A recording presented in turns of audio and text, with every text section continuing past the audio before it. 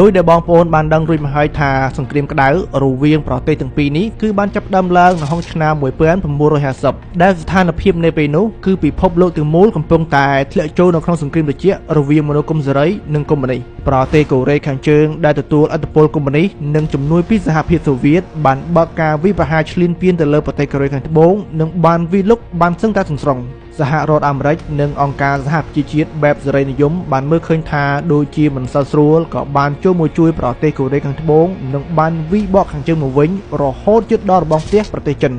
ឯនេះវិញបន្ទាប់ពីបានឃើញថាកងទ័ពរបស់សហរដ្ឋអាមេរិកចូលមកគៀកជិតដល់របងផ្ទះរបស់ខ្លួនបែបនេះមេដឹកនាំចិនក៏បានបញ្ជូនកងទ័ពមកជួយកូរ៉េខាងជើងនិងបានរុញច្រានកងទ័ពកូរ៉េខាងត្បូងមកវិញបន្ទាប់ពីមានការប្រយុទ្ធគ្នាយ៉ាងស្វិតស្វាញនេះវាបានបណ្ដាលឲ្យមានមនុស្សស្លាប់ប្រហែលជា4លាននាក់រួមទាំងជនស៊ីវិលទាំងសងខាងហើយទីក្រុងធំៗក៏ត្រូវបានបំផ្លាញដោយសារតែការទម្លាក់គ្រាប់បែកអស់រយៈពេល3ឆ្នាំនៃសង្គ្រាមនេះភាគីទាំងពីរក៏បានធ្វើកិច្ចព្រមព្រៀងឈប់បាញ់នៅខែកក្កដាឆ្នាំ